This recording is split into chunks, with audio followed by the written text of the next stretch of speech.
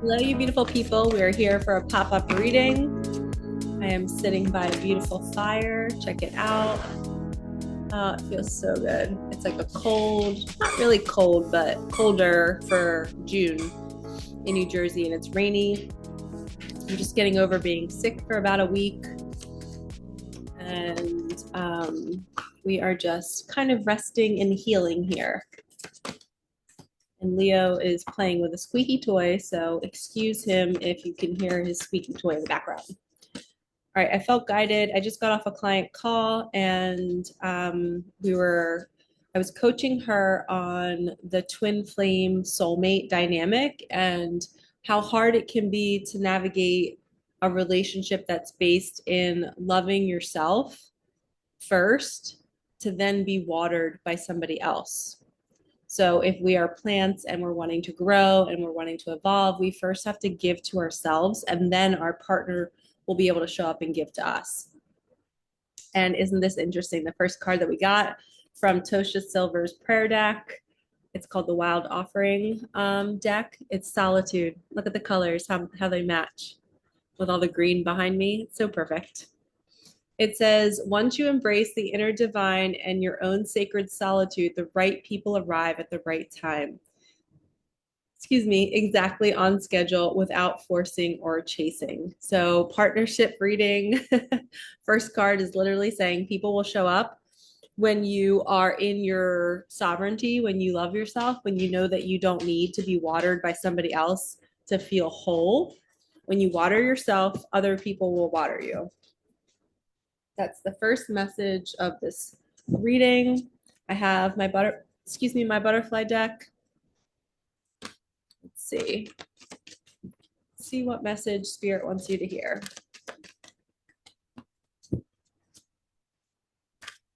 These twin flame dynamics are so, oh my gosh, you guys, I shit you not, look. Self-love. When you water yourself, look, there's a rose. Growth. It says, now is the time to love, nurture, and heal yourself. Self-love is not simply a state of mind about feeling good. It's a state of appreciation for yourself that grows and matures from actions you take to support your body, mind, and soul. Solitude, self-love. So we're all being guided. Sorry, he's got the squeaky toy. Oh, no, he's good. No, he's got it. All right. I might have to pause the video. Hold on one second. All right, we're back. So now we have, let's pull some from Lightseer's Tarot. This is one of my favorite relationship tarot decks. And I think the Lover's card was just at the bottom of the deck. Holy cow, we just had two. You guys, look. OMG, Lovers, Seven of Wands. So Lovers is all about making a decision, choosing love, choosing yourself. When you finally go into your solitude and self-reflect and figure out, what have I been doing that, oh, he found his toy. I tried to hide it from him. He's so smart. Okay, so when you're in your self-love, when you're in your solitude, that's when your lover will show up and you will have fought off all the karmic, all these wands. Look at the Seven of Wands.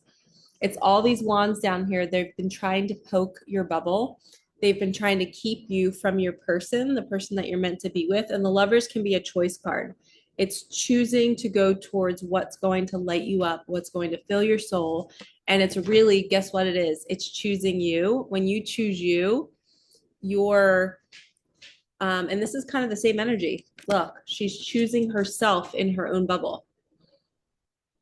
When you choose to give yourself love, you guys, this is huge. When you're in your solitude, celebrating yourself, celebrating your growth, you magnetize your true soul connection, because when you're choosing you, you're choosing your other soul, right? The twin flame energy, soulmate connections, the twin flame energy is said to be one soul in two different incarnations. So two different people sharing the same energy body, sharing the same system, telepathy, dreams. It's like you're the same energy, but you're manifested in two different bodies.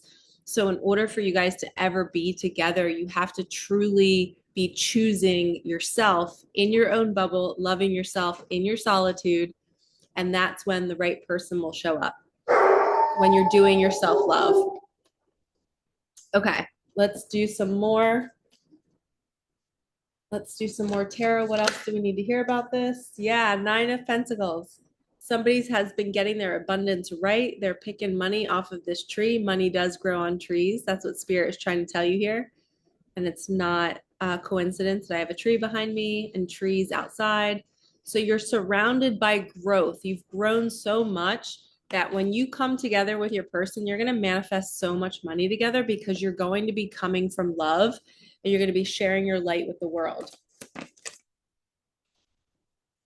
Holy cow, this is fire right now. Look, 10 of Pentacles. This is the ultimate material success. The home, the money, the cars, the cute dog, the kids. It's everything in the physical reality that we could ever want is starting to come to fruition. Hi, Leo.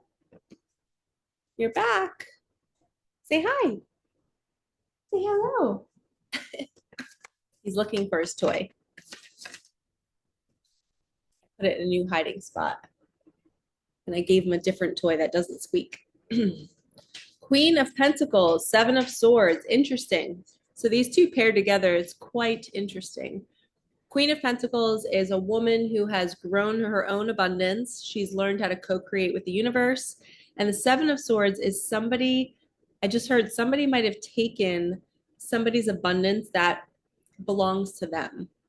And I've been reading about the Kabbalah. Have you guys heard about the bread of shame?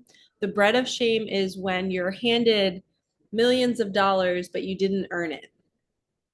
And I'm not talking about like an inheritance, but, well, maybe an inheritance, but they say there's shame that comes with coming into a large sum of money and feeling like it feels a little icky, like, oh, I didn't work for this. I didn't earn this. And it's kind of hard because it's our birthright to receive, right? That's what we're being taught in the spiritual path.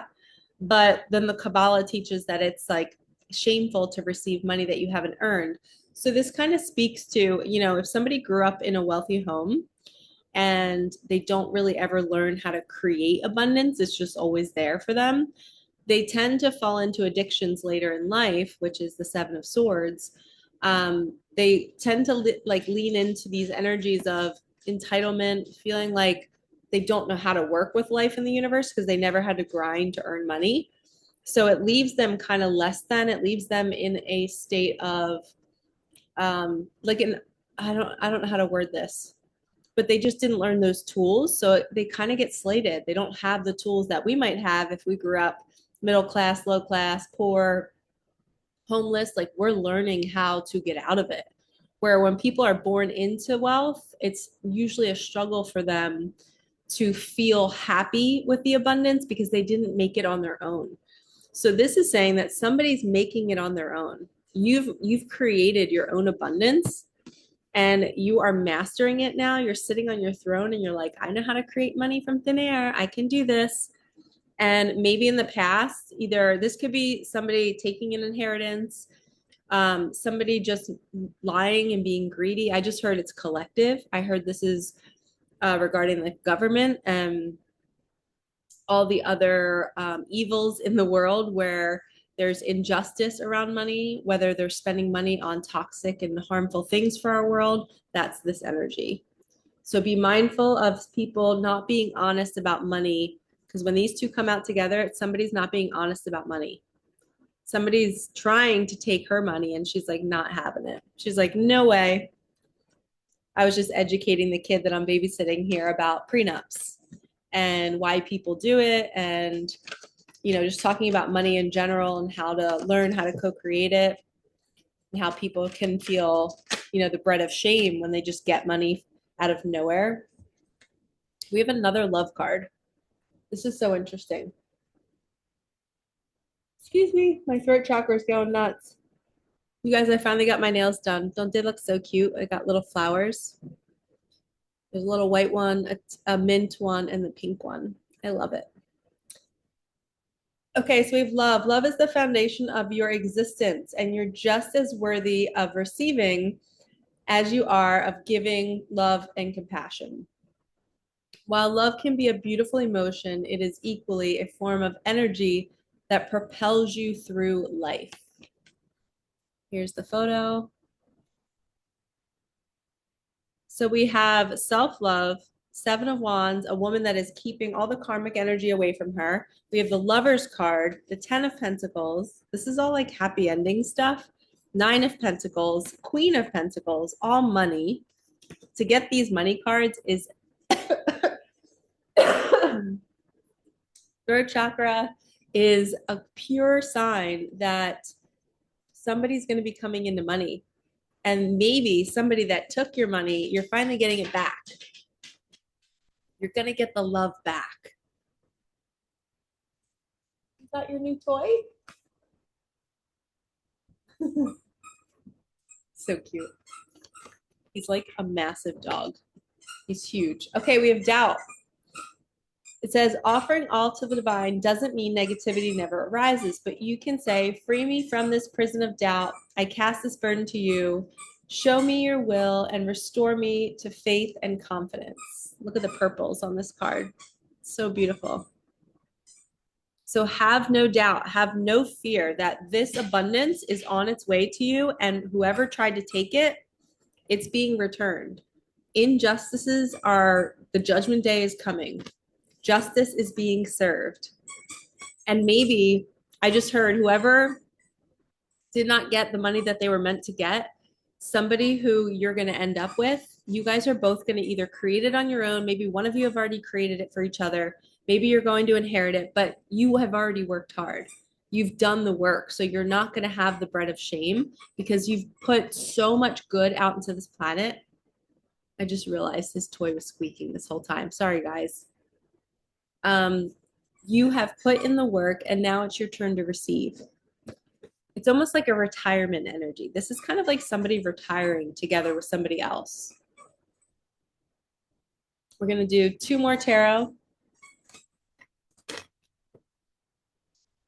Look, you guys got the King of Pentacles. You have the Queen and the King. A perfect match. Wow. The King and Queen are the highest version of royalty in the Pentacles in the tarot. Not a knight. It's not the page. And look, you're being celebrated. You're being seen in your success. Whatever you two are going to build together, it's going to be beautiful. And if it's retiring together, you're going to be celebrated during your retirement and people are going to see you. This is somebody in the spotlight who deserves to be seen for all the hard work that they've already put in. Maybe you created something and it's going to be put out into the world. Maybe it's an app. Maybe it's a program and everybody's going to start loving it. Yes, look, so many pentacles in this reading. Equal give and take. This relationship is going to be so beautiful. Money is going to be shared together. How crazy is this? Look at all this pentacles. So much. Success, lovers, and because you fought away the karmic energy, you're going to receive this. You're going to get to bask in all of this glory I just heard. You're going to get to soak in the deliciousness, as I always say, of your abundance, of all the hard work that you've done, all the good you've put out. Oh my gosh. Yes, you've resisted temptation. This is the temptation, addictions. You ended your addictions. You resisted temptation. You stood in integrity. And now you're going to get the wish. This is the wish fulfillment card. Look at the treasure chest. It's opened up and all the treasures are out. And this guy is basking in all of his cups. So 9 of Cups is right before 10 of Cups. 10 of Cups is the ultimate emotional fulfillment. Okay, I'm going to end it here because I don't want you guys to have to listen to the squeaking. But this was so good. I'm sending you so much love. Thank you for watching. Like, comment, subscribe, and I will see you in the next one. All right, peace out.